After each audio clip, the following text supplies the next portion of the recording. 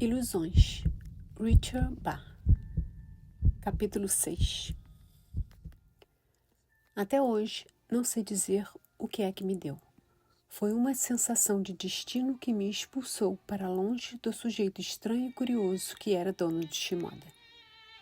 Se tiver de confraternizar com o destino, nem mesmo o próprio Messias tem o poder de me fazer ficar. Estava sossegado no campo. Uma campina enorme e quieta, aberta para o céu. O único ruído era de um riachinho que tinha que me esforçar para ouvir. Só, de novo. A gente se habitua a ficar sozinho, mas sem interromper o hábito, nem que seja por um dia, tem que se acostumar de novo. Ok, então foi divertido durante algum tempo. Disse eu em voz alta para a campina. Foi divertido, talvez eu tivesse muito o que aprender com o camarada. Mas já estou farto das multidões, mesmo quando estão felizes. Se ficam com medo, ou querem crucificar alguém, ou adorá-lo. Sinto muito, mas é demais. Quando disse aquilo, parei de repente. Aquelas palavras podiam ter sido ditas por Shimoda em pessoa. Por que ficar ali? Tive um bom senso de partir. E não era nenhum Messias. Ilusões. O que ele queria dizer com ilusões? Aquilo era mais importante do que tudo que dissera ou fizera. Feroz é o que ele estava ao dizer, é tudo ilusão. Como se pudesse martelar a ideia em minha cabeça à força. Era um problema mesmo, e eu estava precisando daquela dádiva, mas continuava sem saber o que significava. Depois de algum tempo fiz uma fogueira. Cozinhei uma espécie de goulash de pedacinhos de carne de soja, macarrão seco e 2 cachorros quentes de 2 dias antes, que deviam ficar bons depois de fervidos. O saco de ferramentas estava ao lado da caixa de mantimentos e, sem motivo especial, tirei a chave 916, limpei-a e mexi o goulash com ela. Estava sozinho. Notem bem, não havia ninguém me espiando, de modo que, de farra, tentei fazê-la flutuar no ar. Se eu a jogasse para cima e piscasse os olhos, quando começasse a descer, teria por meio segundo a sensação de que estava flutuando. Mas logo ela caía na grama ou no meu joelho com um baque e o efeito se anulava. Mas aquela mesma chave, como ele fazia aquilo? Se isso é só ilusão, Sr. Shimoda, então o que é real? E se essa vida é uma ilusão, então por que a vivemos? Por fim, joguei a chave mais algumas vezes e desisti. E de repente fiquei feliz de estar onde estava e saber o que sabia, embora não fosse a solução de toda a vida ou mesmo de algumas ilusões. Quando estou sozinho, às vezes canto. Ah, eu e a velha tinta. Cantei, acariciando a asa do flat, com muito amor pela coisa. Lembre-se, não havia ninguém ouvindo. Vamos vagar pelo céu, saltando pelos campos, até onde nós dar o prego. Vou compondo a música e a letra ao cantar. E não vou ser eu que vou dar o prego, tinta, a não ser que você quebre uma longarina. E aí, eu aprendo com o barbante e continuamos a voar, continuamos a voar. Os versos não têm fim quando me embalo e me sinto feliz, pois as rimas não são assim tão essenciais. Deixara de lado os problemas do Messias. Não havia como saber quem ele era ou o que queria dizer, de modo que parei de pensar e creio que isso me deixou feliz. Lá por volta das 10 horas, o fogo apagou e minha cantoria também. Onde quer que você esteja, dono de Shimoda, disse eu, desenrolando a manta embaixo da asa. Lhe desejo bons voos e poucas multidões, se é isso que você quer. Não, retiro isso. Desejo, meu caro e solitário Messias, que você encontre tudo o que deseja encontrar. O manual caiu do meu bolso quando tirei a camisa e li no lugar em que se abriu. O laço que une a sua família verdadeira não é de sangue, mas de respeito e alegria pela vida um do outro. Raramente os membros de uma família se criam sob o mesmo teto.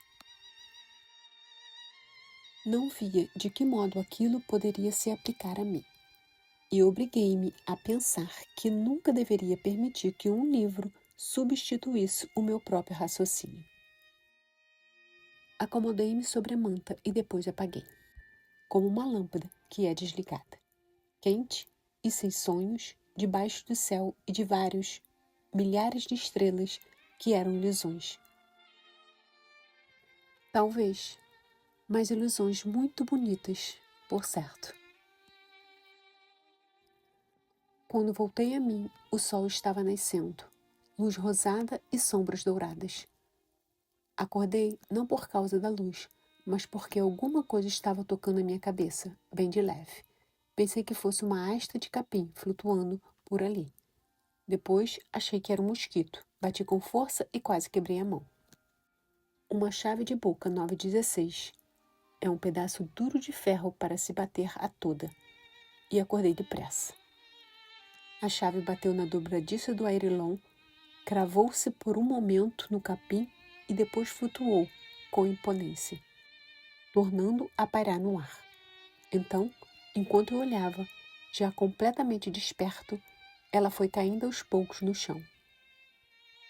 Quando me resolvi a acompanhá-la, era a mesma chave que conhecia e amava, com o mesmo peso e a mesma vontade de pegar todos aqueles pinos e porcas. Bem, que diabo? Nunca digo diabo, nem coisas assim. Resto da minha infância no ego. Mas estava realmente intrigado e não havia mais o que dizer. O que se passava com a minha chave? Dona de Shimoda estava a pelo menos 90 quilômetros acima de algum horizonte. Peguei, examinei e equilibrei a chave, sentindo-me como um macaco pré-histórico que não consegue compreender que uma roda está girando diante de seus próprios olhos. Tinha que haver algum motivo simples. Desisti, afinal aborrecido.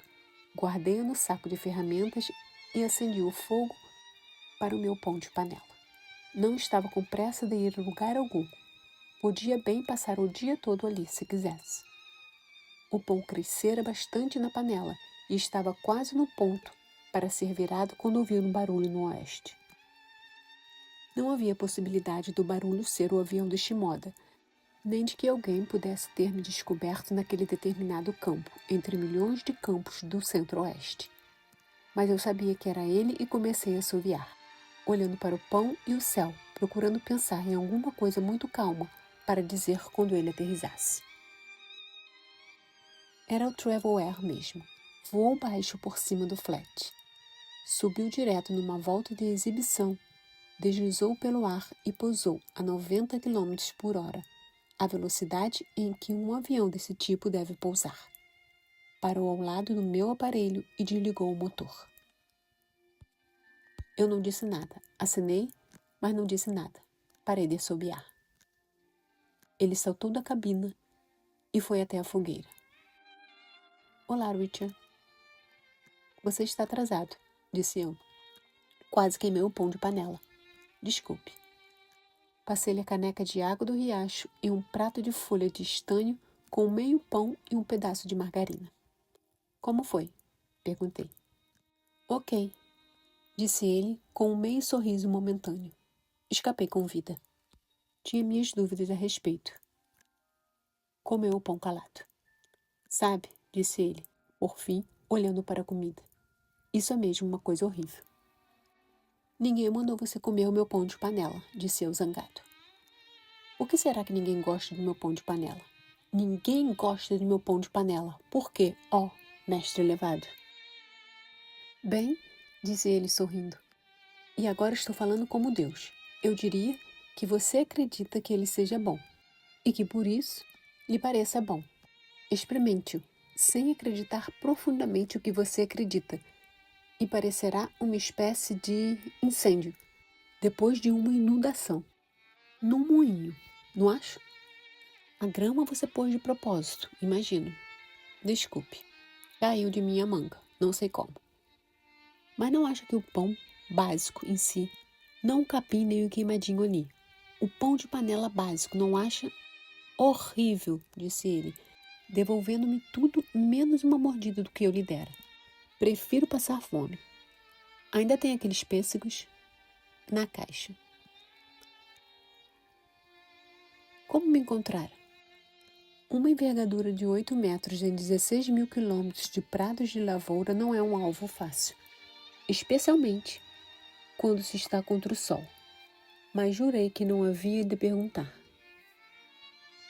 Se quisesse me contar, o faria. Como foi que me descobriu?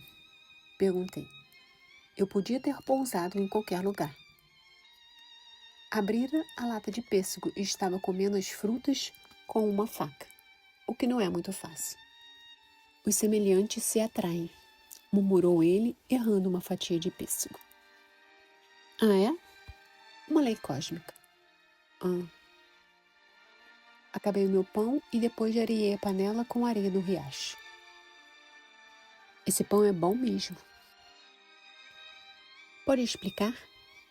Como é que sou semelhante ao seu estimado ser? Ou será que por semelhante queria dizer que os aviões são parecidos? Nós, os fazedores de milagres, temos que nos manter unidos, disse ele. A frase era ao mesmo tempo bondosa e apavorante, do jeito que foi dita. Dom? Quanto a esse seu último comentário, talvez não se importe de me dizer o que quer dizer nós, os fazedores de milagres. Pela posição da chave 916 na sacola, eu diria que você andou realizando o truque de levitação com a chave de boca hoje de manhã. Diga se estou enganado. Não estava fazendo coisa alguma. Acordei. O negócio me acordou, sozinho. Sozinho. Estava rindo de mim. Sozinho, sim, gritei. A sua compreensão de sua capacidade de fazer milagres, Richard, é tão completa quanto a sua compreensão de fazer pães. Não lhe respondi. Escorreguei pelas cobertas e fiquei o mais quieto possível.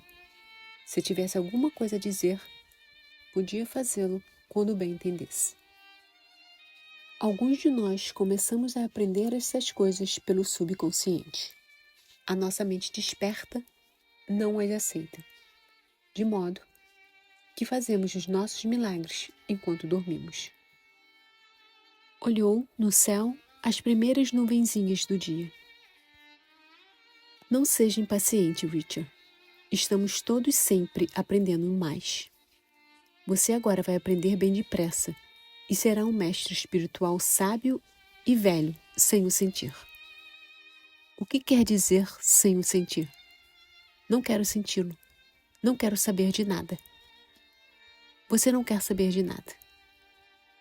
Bem, quero saber por que o mundo existe, o que ele é, por que vivo aqui e para onde vou depois.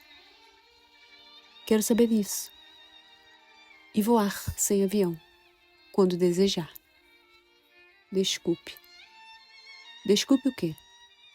Não é assim que funciona.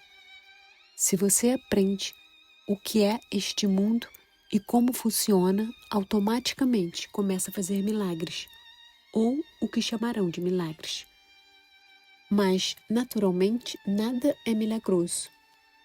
Se aprender o que o mágico sabe, aquilo deixa de ser mágica. Afastou os olhos do céu. Você é como todo mundo, já conhece isso. Apenas não tenha consciência de que já conhece. Não me lembro, disse eu. Não me lembro que você me tenha perguntado se quero aprender isso, seja o que for, que lhe trouxe multidões e tristezas a vida toda. Parece que me esqueci disso.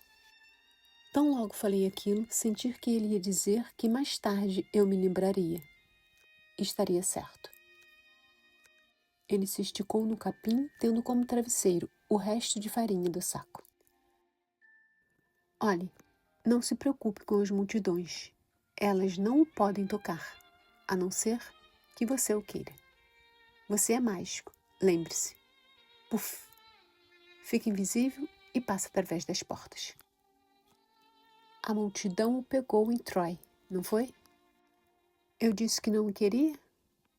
Aquilo eu permiti. Gostei. Em todos nós há um pouco de canastrão. Do contrário, nunca conseguiríamos ser mestre. Mas você não desistiu? Eu não li? Do jeito que as coisas iam, eu estava me tornando o único Messias de tempo integral. E esse trabalho larguei de vez. Mas não posso desaprender uma coisa que passei várias vidas aprendendo, posso? Fechei os olhos e mastiguei uma haste de capim. Olhe, Donald, o que está querendo me dizer? Por que não fala logo o que está acontecendo? Fez um silêncio comprido e então ele disse: Talvez você é que deva me contar. Conte-me o que estou querendo dizer e eu o corrijo se estiver errado. Pensei naquilo um pouco e resolvi surpreendê-lo. Ok, vou lhe contar. Fiz uma pausa para ver quanto tempo ele poderia esperar se o que eu dissesse não saísse muito fluente. O sol agora estava bem alto para nos aquecer, e ao longe, num campo escondido, um fazendeiro trabalhava com um trator diesel, cultivando o milho no domingo. Ok, vou lhe dizer. Antes de tudo, não foi por coincidência que você pousou no campo em férias, certo? Ele estava calado, como o capim crescendo. E, depois, tem uma espécie de acordo místico que parece que eu esqueci e você não. Só um vento suave soprando e o ruído distante do trator indo e vindo com ele. Parte de mim estava escutando e não achava que o que eu dizia fosse ficção. Estava inventando uma história verdadeira. Vou dizer que nos encontramos há uns 3 ou 4 mil anos, mais ou menos. Gostamos do mesmo tipo de aventura. Provavelmente odiamos os mesmos tipos de destruidores. Aprendemos nos divertindo mais ou menos igualmente e com a mesma rapidez. Você tem uma memória melhor. O nosso reencontro é o que você quer dizer com a expressão os semelhantes se atraem. Peguei uma outra haste de capim. Que tal até agora? Já estava achando que ia ser uma conversa longa, disse ele. E vai ser. Mas acho que há uma leve possibilidade de que dessa vez você o consiga. Continue a falar. Depois, não é preciso continuar a falar, pois você já sabe que coisas uma pessoa conhece. Mas, se não dissesse isso, você não saberia o que é que penso que sei. E sem isso, não posso aprender nada do que quero aprender. Larguei minha haste de capim. O que é que você ganha com isso, Dom? Para que se incomodar com gente como eu? Quando uma pessoa está adiantada como você, tem todos esses poderes milagrosos como subprodutos. Você não precisa de mim. Não precisa de nada deste mundo. Virei a cabeça e olhei-o. Estava de olhos fechados. Como a gasolina do Travel é? Perguntou ele. Certo, disse eu. Portanto, no mundo só resta o tédio. Não existe aventuras quando você sabe que não pode ser perturbado por nada deste mundo. E seu único problema é que você não tem problemas. Isso, pensei, era uma fala e tanto.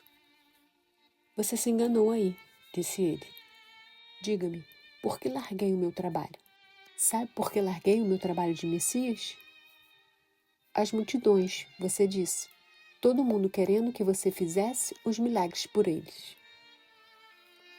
Olha, o horror às multidões é a sua cruz, não a minha. Não são as multidões que me cansam, mas sim o tipo de multidão que não liga a mínima para as coisas que vi dizer.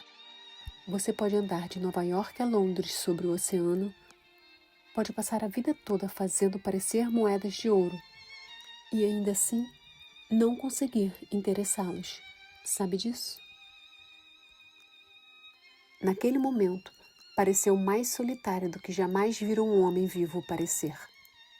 Não precisava de alimentos, de abrigo, de dinheiro ou de fama. Estava morrendo devido à sua necessidade de dizer o que sabia, e ninguém se interessava em saber. Franziu o rosto para não chorar. Bem, a culpa é sua, disse eu. Se a sua felicidade depende do que fazem os outros, acho que tem um problema sim. Levantou a cabeça de repente e seus olhos faiscaram, como se eu lhe tivesse batido de repente com a chave. Pensei que não seria prudente fazer com que aquele sujeito se zangasse comigo. Uma pessoa queima, logo que é atingida por um raio. Depois, ele deu aquele sorriso, de meio segundo. Sabe de uma coisa, Richard? Disse devagar. Você tem razão. Ficou calado de novo, quase num transe, devido ao que tinha dito. Sem reparar, continuei falando durante horas, todas aquelas ideias passando por minha cabeça como cometas matutinos e meteoros diurnos. Ficou deitado na grama, quieto, sem se mexer, sem dar uma palavra. Ao meio-dia, eu terminara a minha versão do universo e de todas as coisas que nele existem. E parece que ainda nem comecei, Dom. Há tanta coisa a dizer. Como é que sei tudo isso? Como pode ser? Não respondeu. Se você espera que eu responda a minha pergunta, confesso que não sei. Como posso dizer todas essas coisas agora, quando antes nem sequer tentara? O que me aconteceu? Nada de resposta. Dom, pode falar agora, por favor? Não deu uma palavra. Eu lhe explicara o panorama da vida e o meu Messias, como se tivesse ouvido tudo o que precisasse ouvir naquela palavra casual sobre sua felicidade, adormecera profundamente.